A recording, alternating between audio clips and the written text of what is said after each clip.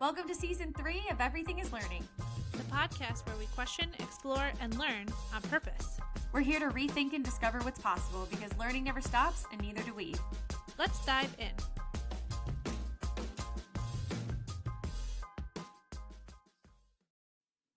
Welcome back to Season 3 of Everything is Learning. This season, we're turning up the excitement with incredible conversations featuring fascinating learners from all walks of life all over the world. At Everything is Learning, we believe growth happens when we step outside our comfort zones. And today's guest, Melanie Whittaker, is here to show us how learning more about ourselves helps us be seen, be heard, and transform our lives. A PR powerhouse, Melanie helps entrepreneurs, authors, and visionaries craft stories that matter, landing them on podcasts, in magazines, and on digital TV. But beyond publicity, she's all about confidence, visibility, and embracing your unique voice. Originally from the UK, Melanie followed her heart to Spain, where her passions for storytelling and connection fuels "You Are Your Marketing." Her motto, "I bang the drum so people know how to find you." As she puts it, every day we're learning, but as adults, it's easy to drift. I want people to see what's possible and take action. Because learning isn't just about knowledge, it's about becoming who we're meant to be. So let's dive in. Welcome, Melanie. Hi, thank you for having me. We're so excited to have you today and learn from you. Oh, I'm looking forward to it. Absolutely. Happy to have you.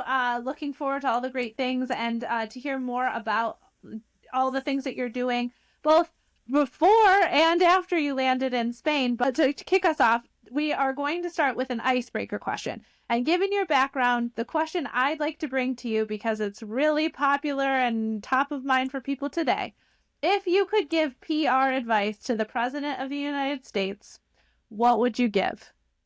Okay. Well, I'm not going to go into who he is and his background. That doesn't need to be discussed. But let's just pretend that we were dealing with someone normal. I would say that he has to have diplomacy with whoever he's dealing with, whether that's other politicians, whether it's in America or other countries. He also has to have compassion, compassion with other people, because guess what? You might be the president of the United States, which is a superpower country, but you're not God. And so don't forget who you are.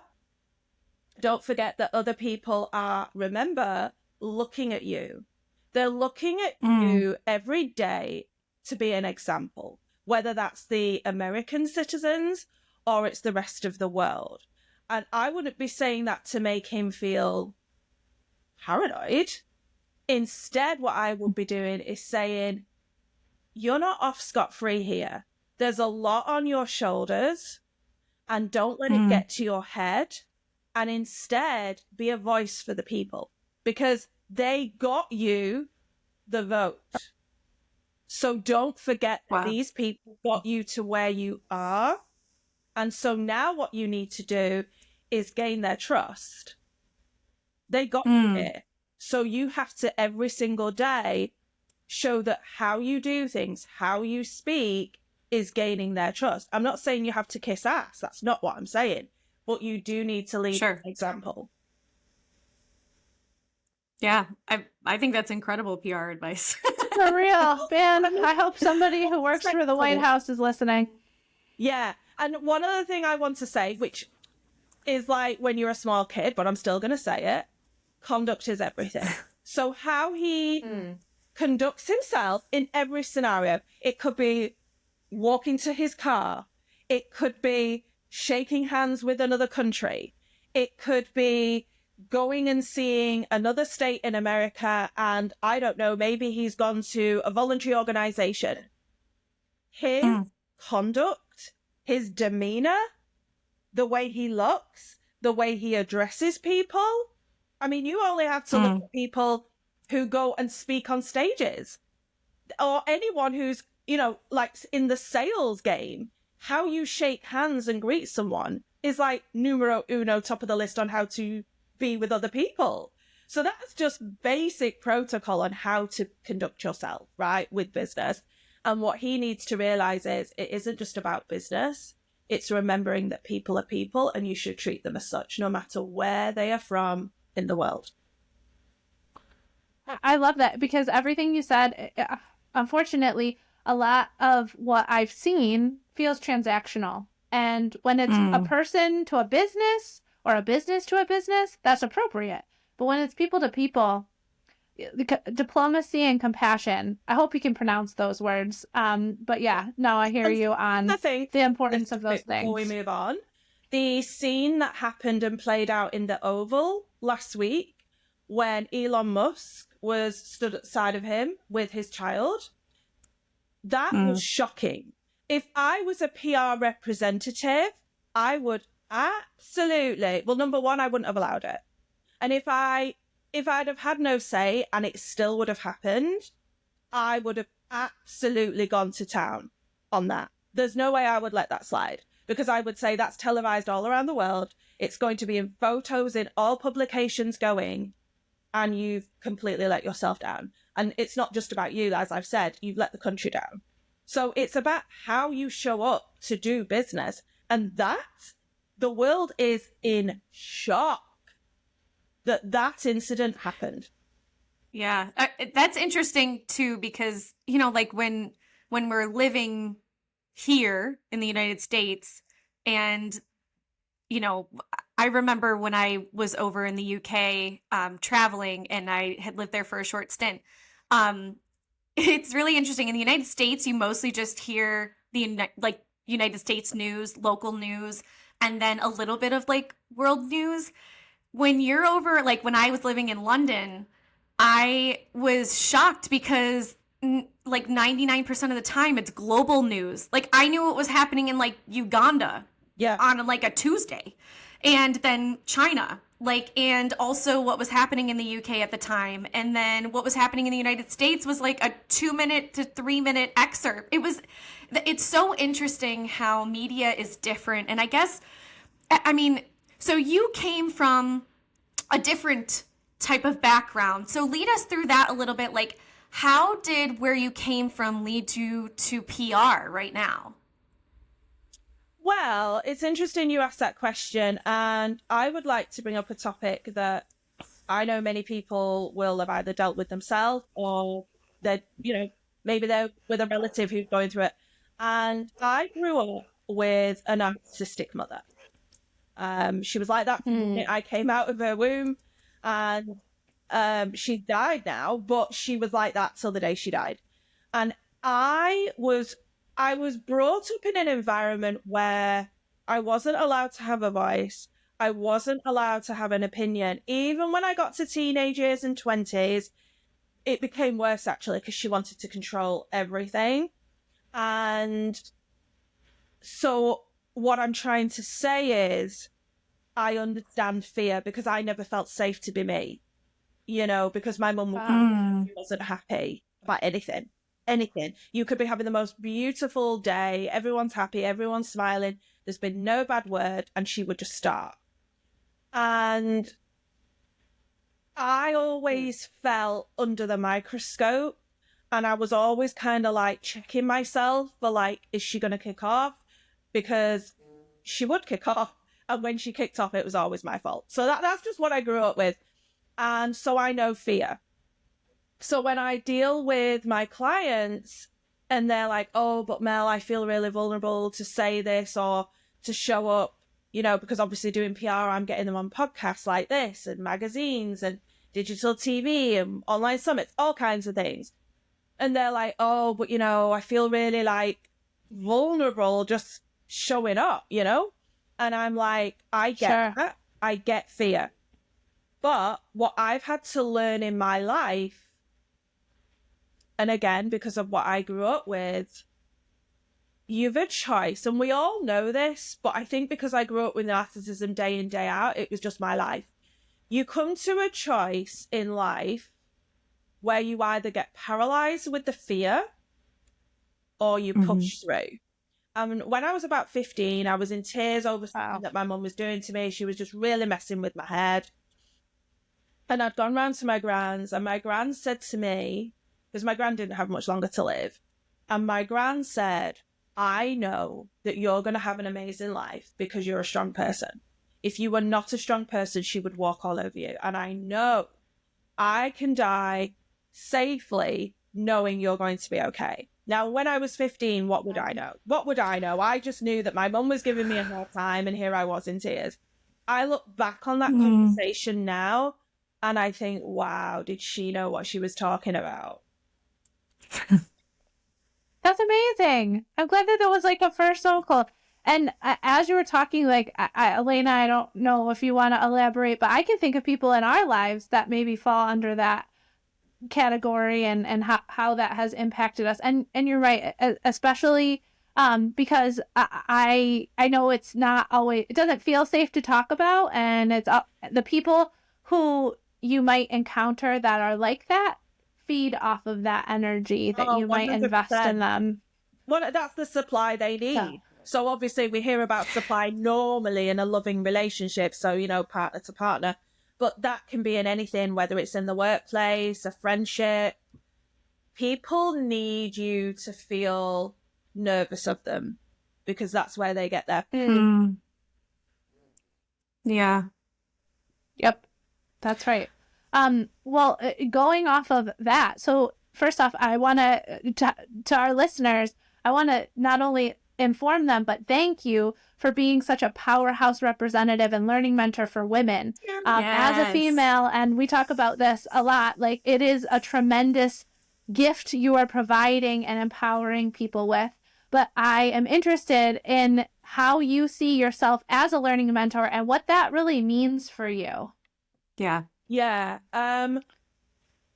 Well, before I go into that, because I really love that question, I also want to just round off what we just discussed, because when they come with their fear, I help flip it, because I always like to show that there's a way to flip things instead of just going, oh my God, I'm so nervous, and like, how do we flip it? And what I always say to them is this: don't make your fear about you, because right now you're in your head and you're thinking, what if I get trolled? What if people say this? What if they do this? What if I say something I get backlash? Like, you're all in your head, and what you need to do is know that what you do helps other people, and flip that fear and go, you know what? Yes, I'm nervous as hell. I might be going live on a video and trembling inside, but I'm going to push through and I'm going to do it because someone needs to hear this. So it's not about me anymore. It's now about who can I serve and who can I help. And that always changes the game. That's awesome. I love that so much. You're speaking so much to like how this podcast really started too. And it's interesting because you used the phrase flip it, and we talk a lot about like reframing things.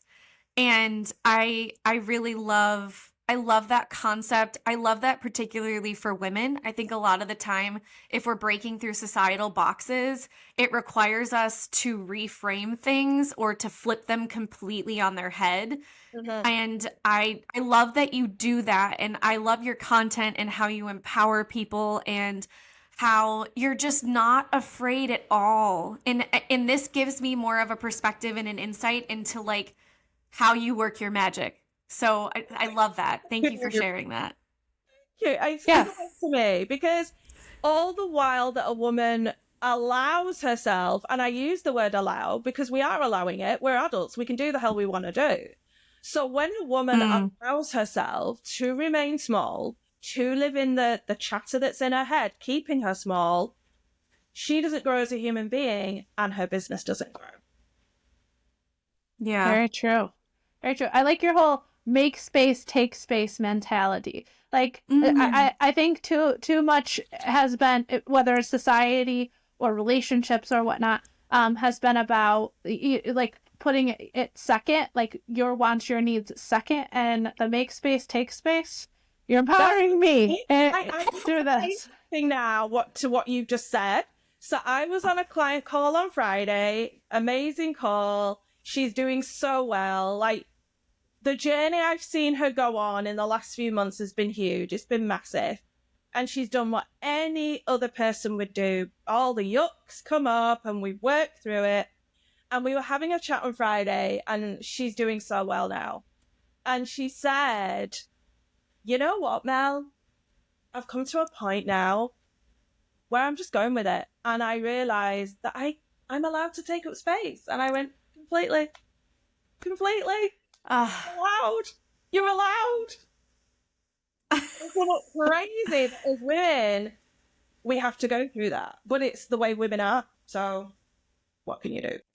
And it's so interesting too, because you work with people internationally, and that's a global concept and messaging that was sent to women all around the world for centuries that were not allowed to take up space.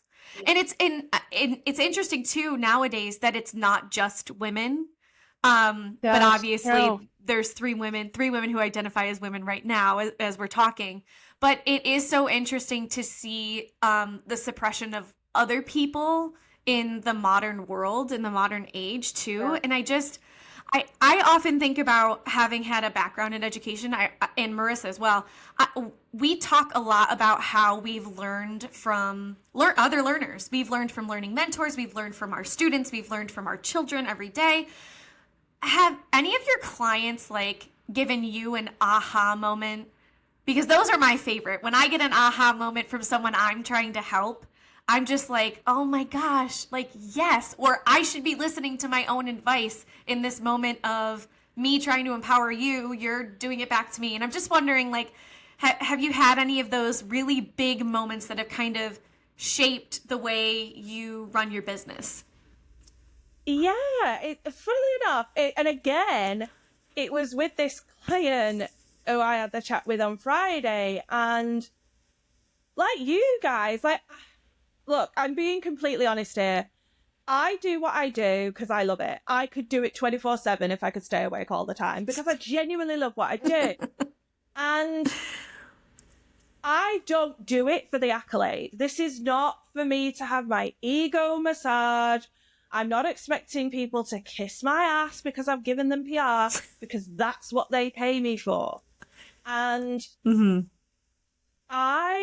when we had the call on Friday, I mean, she's always sending me sweet messages, but she sent the sweetest message. Well, she sent it to my face on the video, but then we hung up, and then she sent me a message moments later saying, thank you so much for everything you're doing for me. It means the world. And to me, I'm being me, just doing PR, rocking and rolling, loving it. And I don't do it for the accolade, but come on, I'm human. And isn't that lovely when someone appreciates the work that you do to the point that they would even want to write a little message like that? She doesn't have to do that. She said it on video. It was done, you know? And so I tell you what I'm trying to say. I love it when clients get animated because they go on a journey. And then when the PR starts coming in, they're like, oh my God, they want me. And they're so over the moon that they got picked to go on a podcast or be in a magazine. And they're like, oh my God, I can't believe this is happening. So they go through that. And then they'll contact me after the interview. Or let's say a magazine's got published and they send me the link to that. And they're just like, what I learn in that moment is not just their excitement, but it's like watching a flower bloom. Because obviously when you're teaching someone, you're already at that point. So you've gone through your own yuck. Yeah. So I've been through my yuck, which has now got me to teach PR. So I know what they're going through when they're going through the yuck. And when I see them go through what they go through, and they have these pinch me moments of, oh my God, I can't believe they've picked me. It's just lovely to see that deep, deep joy. It's like a kid on Christmas morning. They're just so happy to do something that they love and to be respected and have a voice. And that to me is everything. Yeah. Absolutely, especially in a world where the type of time someone is going to take the energy to do something extra tends to be when they have a negative experience. and rarely when they have a super positive experience. And when your passion and purpose fuel someone to success, it's like you've changed that person for the better. And that is so gratifying. And absolutely, just because you do it and you don't need all of these things doesn't mean like it's super impactful and absolutely validating. And congratulations, because that's amazing. I mean, I'm hoping you'll tell us a little bit about your background, more than what we had included in the bio, but like if you could just tell us a little bit more about your journey to what got you to now, because you took some big risks. In on when I worked in London. So I worked in London for a little while, and I worked in a very male-dominated industry. So I worked as a secretary on a trading floor of investment banks, and I genuinely loved it. It suits my personality. I'm very loud. I'm a strong-willed woman. You know, if you're weak, you're not going to laugh. And it's funny because the difference between men and women. So I would see on the daily members of my team go and speak to the top dog and say, the competition want me, they're willing to pay this, so you either pay that and above or I'm going to go. And there was no snidey comment. There was no walking away in a huff. They generally go to lunch on the same day as he'd said that, go for drinks after work. They'd still do projects together. There was no hard feeling. Men are very black and white, which is, I suppose, why they are so level-headed, when it comes to business. Like, they don't let their emotions get into it, which is so opposite from a woman. And so being around that behavior, I was in that industry for 5 years, so I was very used to seeing men throw their weight around, and genuinely loving on who they are. Like, you only have to look at corporate. If a woman wants to get a promotion, she will write an essay on why she deserves the promotion. She'll have all the evidence to back up, testimonials, the lot, A man just goes, you should give it me because I'm the best kind of attitude. Like, they don't feel like they need to prove anything. They're just like, I'm only doing this. So if you want me to fill that role, then I'm going to do X, Y, Z. And if you pay me, then I expect this or above. And they're just very, very black and white. And so what I love when I work with women doing PR, being a woman myself and going through the journey I've been through, you can't say to someone, a woman, when I'm doing PR, just go and be confident. Whatever the reason is for her to be confident, whether it's going Facebook Live, going on her podcast interview, writing out an article that might feel like it's very revealing and, should I really say that? And so women question themselves 100 times and some. Like, they're never, ever, ever fully happy. They're just not, because they know how other women can be, and they know that women can pick fault, and they're worried about how they're going to be perceived. And I value every single one of my clients, because when they hire me, it's a big step. And I don't just mean as in a big step in, they're going to have to throw some balls now, but they're actually giving me the hands to their business and saying, please make me look great in the world. That's basically what they're saying, because obviously they want more clients, they want more visibility, and their business is their baby. So they're basically saying, well, here's my business, off you go, kind of thing. And to me, I honor every single woman that says that to me, and I don't take that lightly. I mean, don't get me wrong, I'm loads of fun and we have a laugh when I work with my clients, but I don't, even though I'm all like that and I have fun, I take their business seriously, because they've worked hard to get it where it is, and they're trusting me. And I know that every time I'll get on a call with them, we could be discussing anything. Women are we feel things. She could have had a row with a partner before she got on the call with me. Not that she's going to go into the row, but, her energy could be a bit, And so I just understand women, and I know it's because of growing up with narcissism that I want to be the person that can say to a woman when she's going through that crap, it's going to be okay. And that they feel like some their corner.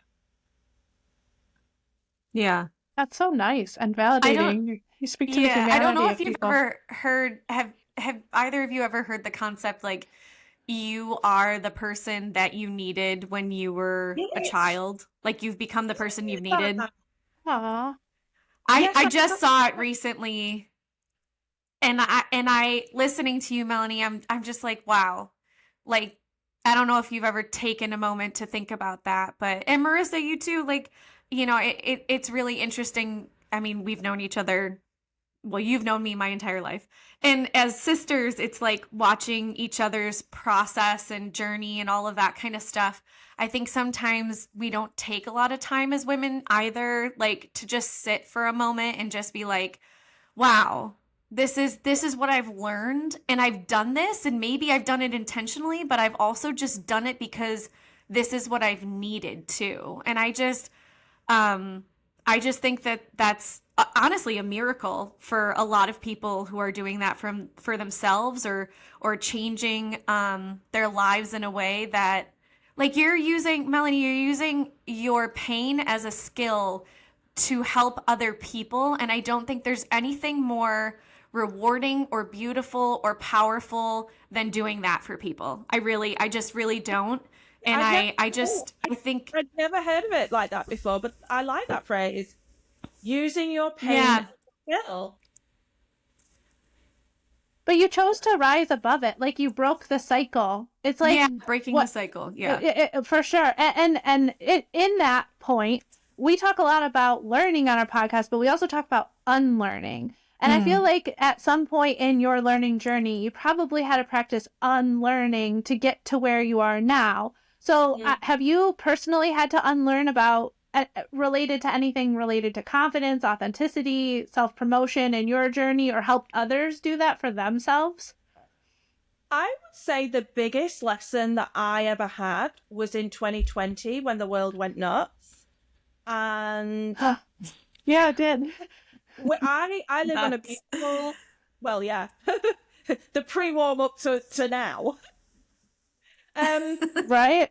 Yeah. So I live, just to give context, I live on a most gorgeous Spanish island, and the only reason you would come here is for tourism. That's it. And they took tourists away from us for 6 months. And what happened because of that is the job that I did, I used to be front of house for restaurants and get people in, which I loved, and there was always plenty of footfall. But then when the island reopened and people could come out, there wasn't many coming out. You might have about 15 people on a flight. It was terrible. And what happened from that was I brought the job that I was doing online. So I was having to bring that into Facebook groups and promote and do the photos and do the videos and do the write-up. And the way I went about it is exactly the way I went about it if you were in front of me. I never was a hard-on, pushy person. I hate that. I'm very people-orientated, so let's face it, they're on holiday, they're relaxed. So, you know, as long as you're not full-on, of course they're going to want a conversation with you, you know? So I did it in a way that they didn't feel sold to. Like, you know, to give you an example, someone could just put in the Facebook group, we're looking for a really nice place for cocktails at sunset. Where can we go? Right? I could have jumped on that and gone, hey, I work at such and such a place. Here's the page. Come and join us. And I never did that because, number one, I don't know where they are on the island. Well, number one, I don't like that myself. So that's why I don't do it. And number two, I don't know where they're on the island. I don't know why they want cocktails. Is it hen do, stag do, anniversary, birthday, or just a bog standard night on holiday, right? Let's get into the frame of mind of the customer, yeah? And that is, and you can say this for everything. So right now, if you're listening to this podcast and you're thinking, how do I like make an impact? Well, first of all, don't go into Facebook group banging over everyone on the head saying, buy my coaching. No. Like, you need to give value. When people are asking questions, pay attention to those questions. And if you can answer them in a way that's not pushing them into a sale, but that's just giving them an answer and adding some value to their life. Because people smell sales. They smell it, right? And so what would happen was when I was doing this, when I was working for the restaurants, I would be chatty and bubbly and all the things because they're on holiday and they've just been sunning themselves. And the conversation would go on for a little bit. And then I would then say, well, our place fits the bill. Would you like to see our Facebook business page? Sure, send it over. They're not going to say no when they've had a couple of minutes of, tete-a-tete and it's been fun and it's just been relaxed. Now, if I'd have jumped straight down the neck, what's the likelihood of them not wanting to go? Because they're like, oh my God, this person's too much. And so it's the same with how you are. So in answer to what you're saying, the unlearning. I had to learn to bring a job online. So that was a thing I had to learn. But the unlearning was, yes, I was going about it the way I would if people were in front of me. But I would say the unlearning was, well, the world had never seen that before, had they? So that was, and it was all very uncertain. Right. It was a very weird time to be doing what we were doing, just like it was a very hard time for them to come on holiday. They'd had to jump through so much red tape to just get on a plane. And so it was a very weird time. And so I would say the unlearning there was don't be in your head. Just don't be in your head. Just treat people as people, not as a number, no matter what the situation is, whether it's business or just passing the time of day. Like, be nice to someone. Stop feeling there's got to be a transaction at the end of everything you do. Yeah, that's such valuable advice. I feel like it's really interesting hearing you talk about PR because I know for me, I hear it and I'm like, gosh, it's exhausting. The first podcast that we went on, someone else's podcast, we were talking to them about how exhausting it is to do PR for ourselves and how it's so hard to get people to listen and come to your podcast and do all this stuff. And we were new, but they were veterans. And it's just like we were constantly talking about, and they were in the UK and we're in the United States. And, we're having this wonderful conversation. And to know that someone is 15 years in and we're not even a year in and we're having parallel issues with PR, it seems like this big deal. And when I listen to you talk, it's almost like we're supposed to understand that it's intuitive. And we're supposed to understand that, really, it's just us needing to be authentic. And at times, not just as women, but as human beings, I think at times people really struggle with how do I make myself visible? How do I not be intimidated? How do I be my authentic self? And it's just so interesting because I know you said, every single day we're learning. We believe in that. Obviously, everything is learning. But, how does continuous learning play a role in PR, entrepreneurship, personal growth? How does that happen? How can you continue to grow after understanding these basics, these basic tenets? Well, I actually here's something I want to say which fits in so well with what you've said.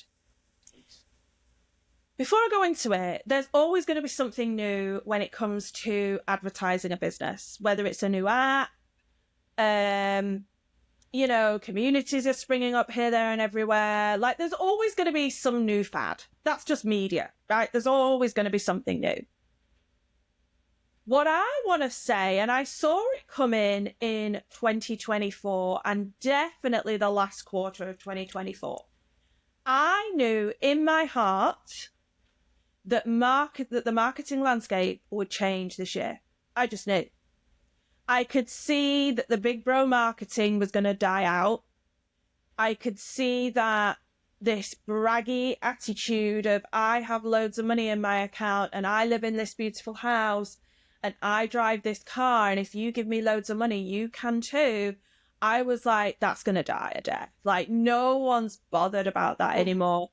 And what people are bothered about is how can you help them? Now, isn't it interesting, as I've said to you, I used to work on the trading floors of investment banks, and I used to see guys bragging about loads of money that they'd made on the stock market and their big fat bonuses and the clothes that they wore and drinking Dom Perignon of an afternoon. But that was that beast. So I could walk onto any trading floor in the world now and just accept it for what it is. It's a money-making machine, and you're walking into the lion's den, right? That's what it is. Coaching is not that. Coaching is dealing with human beings going through whatever they're going through. And so I've always said, if these braggy coaches spent more time telling us what they do and the results that they got for their clients, coaching would be a whole different world, right? And I could see that was starting to come in. I could really see it coming in.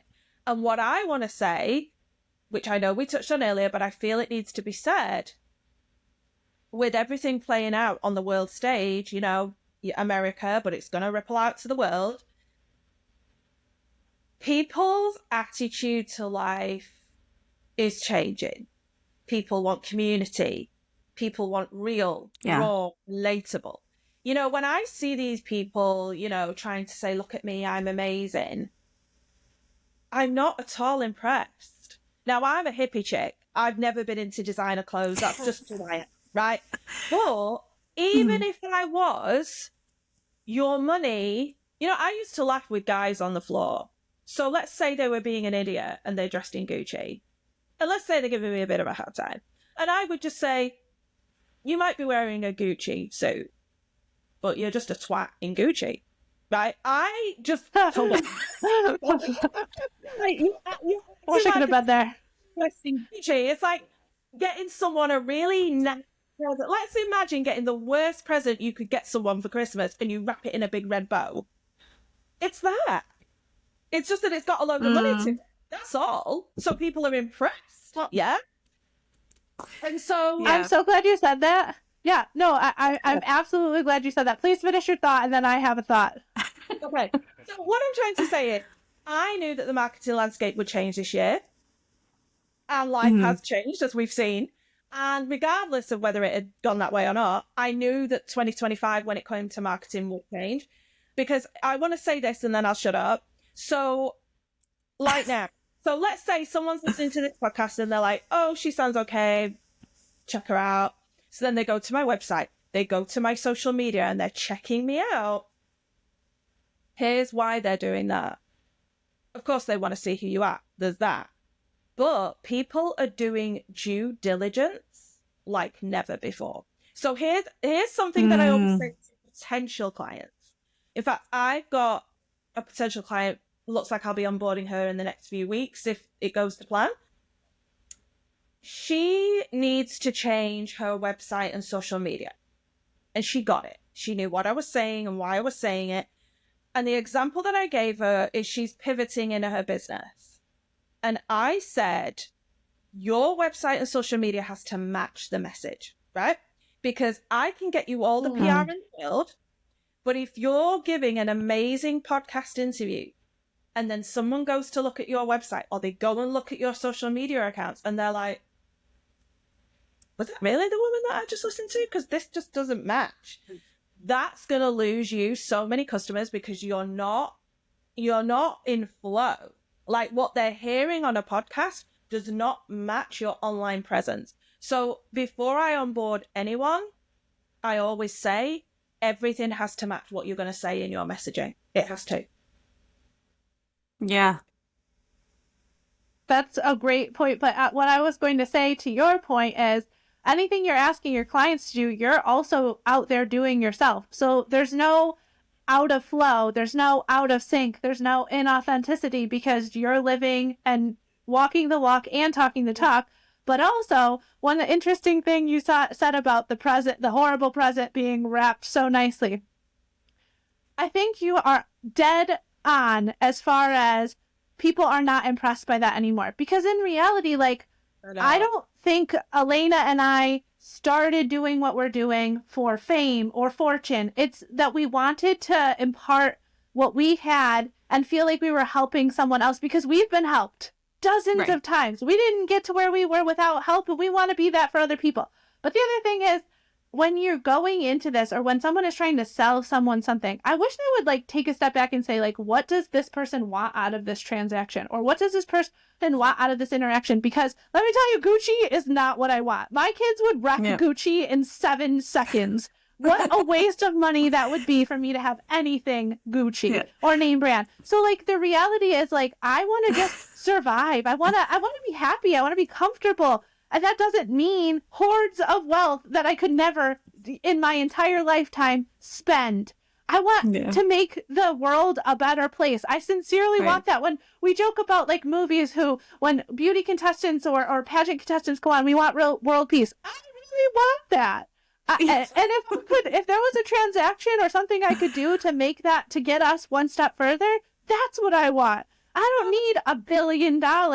That is definitely not me. So anyway, I really hear what you're saying, and I like that. I have like a PR thing for you, Melanie, which is like ridiculous for me to say, not having really any experience. But if you don't make that t-shirt for your PR that says "Don't be a twat in Gucci," I'm taking it. I'm taking it for starting and saying, "Don't be a twat in Gucci." Seriously, Melanie, I'm telling you, it's $1 billion shirt. So I know you don't want hordes of money, but that is $1 billion shirt, and I swear it's my favorite thing that anyone has ever said on the podcast. I'll buy 2. Don't be a twat in Gucci. Oh my gosh, you have to like that. It's just too good. It's just too good. Yeah, like I love it. I will. Now you said that, I will do. It's just, because you them when you're working, we work long hours in that game, and you're around them all the time, and you're around ego, which is just super accentuated, right? And I just used to be like, look, you might be in Gucci, but you're still a twat, right? So just knock it off and just grow up. I love it. I love that so much. It's really interesting too, because I feel like sometimes, so my favorite, you were talking about like authenticity and like people like essentially putting on a show is kind of what I took out of what you said. And like, when I think about business, I think about how we were talking about billionaires. Billionaires talk a lot about how, they failed a lot and they had to pivot, and, like just, it's such a learning journey. And I do really, truly love people who are raw and honest and out there. And we talk a lot about failure on the podcast too, and like reframing failure as it's a learning experience. Like, it doesn't have to be this profound, sad thing, and everyone has a different relationship with failure. Have you ever faced some kind of PR rejection, or what do you say to your clients when they go through what they deem as a failure? Like, how do you reframe that for them, or what do you kind of say to yourself in the situation where you feel like you've failed, or when they have? Okay, before I answer that, I just want to skip back a bit. When you were talking about billionaires, and one of my favorite billionaires is Richard Branson. I think he's absolutely brilliant, and he's always playing with his expensive toys, and things will go wrong, and the media go to town on that, rightly so, because it's funny and he's lost a load of money. And as much as that happens, I love the way that Richard Branson deals with it. Like, he's growing and evolving. Yes, it's easy to take the mickey out of, because, he spent a lot of money on this, and it's like this disaster on the floor now. But he has to go through that to grow and evolve as Richard Branson. Yes, it takes a lot of money, but he's wealthy, he can afford it, and whether you want to take the mickey out of him or not, that's not up for debate. What I'm saying is, he has to do that to grow and evolve. Because what else is he going to do? He's loaded, so he has to do something with his time, yeah? And it just so happens that he wants to do that. And if it fails, so what? So what? He had fun, and he was doing Richard Branson, right? And that's all he can do. So, in answer to what you were saying about what would I do with clients who... So you're meaning if clients feel like they're failing, is that what you mean? Yeah. Yes. Or they got a rejection and they took that as like a failure. Like you helped propel them and then it didn't work out. Yeah, because you're not going to get everything. So like when I'm sending PR opportunities to clients, I always say to them, you're going to get lots and lots of PR from me, but don't feel you have to say yes to everything. So let me give you an example. I was on a call with a client, October of last year it was, because I remember we were winding down the year of 2024 and looking what we were going to do in the January. And we went through everything. And so I want to give context here because I'm super excitable. My nickname is Tigger because I'm bouncing up and down like Tigger and Winnie the Pooh. And I get so animated, so excited about what I do.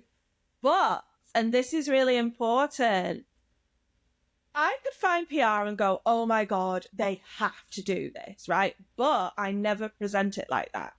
Every time I present PR, I go, there's this and there's this and there's this. And I just let them decide without me showing emotion because I don't want them feeling I'm swaying them to go yes or no, right? That's genius, because it's their business, right? And so this call I had with a client in the October, we must have been on the call for probably just shy of an hour and a half, winding everything down that they were working on. And when we got to the end of the call, they just said to me, I feel so excited now about my marketing because it feels in alignment. And I said to her, this is why I do what I do. Because even though I can feel strongly about something, I'm not going to put that on you. Because if you don't feel it, it will come out either in your tone of voice or the way you're showing up. You're not really in it. You're just doing it because Mel said it was a good thing to do. Whereas if you're doing it because it lights you up and you're animated, just like I'm animated now, when my clients are animated about their topics, they just feel their eyes light up and they can't stop talking about it. That's the PR that they need to do. Yeah. I love that you personalize their experience. Sorry? I said, I love that you personalize their experience because I feel like a lot of times people will say like, you know, I work for you or I do this for you when it comes to coaching because I'm an executive functioning and academic coach. And I talk a lot about how the world will say that they've personalized something, but really it's just individualized. And like individualization versus personalization is like, here are all of these different opportunities that everyone is given and you can individually pick it. Whereas personalization is, you mean customization versus personalization. Or even customization. But like, I do think that so customization, I think is even in between individualization. Then I think it's customizing the choices that you've been given. That's like a step closer to personalized. But I think, Melanie, what you offer is something personalized where you say to people, what do you want? What are your goals? What are the things that you want to do? Let me tell you where you shine. Let me tell you how your brain works. Let me tell you and lead you. You're not even necessarily telling them, you're leading them. And I think that is such a huge thing that you do. And I don't think a lot of people in PR do that. And I think that your business name is genius because you are telling people in the title of your business that you are the most important piece to PR. And I don't think I've ever actually heard that. I think that people say, okay, if you're going to do PR and you're going to do, put yourself out there and all this stuff, it almost feels like you're supposed to put up a facade of sorts. Like you're supposed to put out an image of you that is like the perfected version of you, where you're saying you are perfect as you are right now because you are you. You go out there and you do this marketing. Absolutely. I love that. I think that's genius. There's a story to why I called my business You Are Your Marketing. And it was when I was working front of house. And when you work front of house to a restaurant, there's so many of you. You're all in a line and every restaurant's competing. And there's loads of PRs doing exactly the same. And there was one particular evening I saw a guy who was a PR do something which was so cringy. And I looked at it and I just went, oh, I can't believe he's done that. And as I thought that, I said, it just got me thinking about what we were all doing. And I thought, a PR outside a restaurant can make or break the restaurant. Because if they're annoying customers, they're not going to come in, right? You can have the best food in the village. You can have best decor. It doesn't matter. If your PR's a pain in the ass, they ain't coming in, right? So it's make or break. Right. And that made me think, you are your marketing. And literally, there's so many coaches that do the same. So life coach, business coach, health coach, spiritual, on and on it goes, right? Right. But everyone's got their own unique stamp on things. Everyone's walking their own path. They're looking at life in a different lens because of their life experience. And this is why I love PR, because we hear the phrase saturated market all the time. But the more you do PR, it doesn't feel saturated anymore because you're just doing you. And that's all you can do. So all of a sudden, the competition that you were like, oh, how could I ever try to be like them? You're not bothered about them anymore because you are doing you. And that's it. Well, also, so like if I go scroll through social media, right, there might be something because of an algorithm and things that I've searched that, oh, you might be interested in this thing. And then they'll say, oh, sign up for this online class, right? Because there's a script to follow and a method to the madness, right? But the thing about the you are your marketing is you've tailored it to specific needs. So that was where that individualization, personalization comes in. And don't get me wrong, like maybe I'm not ready to like specifically adopt or just looking for information. So there is a market to cater to people who are looking for something quick or like a learning experience or all of that. But the reality is the true value comes from the investment in making it about you and like the consistent messaging, the consistent branding, all of that. So you're not getting a discord between what you're saying and what you're showing. And I also love that because I think the way I was talking might vilify billionaires. Please, if somebody wants to be that, I love that you gave Richard Branson as an example. I can think of Warren Buffett. I think he's someone who I would aspire to be. So I don't want to vilify money or whatnot, but I do think it really matters what the person wants out of a transaction or an interaction. And that may not always be money, but I think that very much social media is always about, here's how you can make more money. And that just means more taxes. That just means more X, Y, and Z. And now my taxes aren't even going to national parks anymore, or not in the way they were, which is something I absolutely want to fund with my taxes, or the library. Happy to have my taxes go to those things. But yeah, so anyhow, I really appreciate what you said. And I love that you brought up Richard Branson because I immediately knew who he was. Yeah, and he's wonderful. Flown Virgin Airlines. So yeah. I love that. So Melanie, let me ask you one final question, just because we're very curious here. What's one question you wish more people asked you? Well, they kind of do, really, which is, and again, as I said at the beginning, women, we have so many doubts and fears. And look, it's not my style. I would never try and force, so, if I'm on a discovery call and someone wants to know about it, if I know they're not ready, I'm not going to try and force them into it. You know or you don't know, right? And if you're having to think about it, I want them to go away and think about it.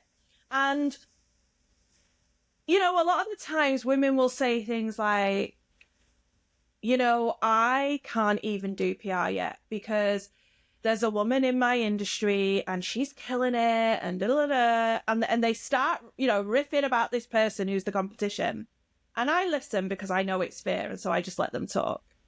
And then what I do is I say, I'm going to become really crystal clear now. And this is not to make you feel bad, but I want you to think about this. The woman that you are putting on a pedestal right now, at some point in her journey, she just had enough. She'd had enough of being the unheard voice.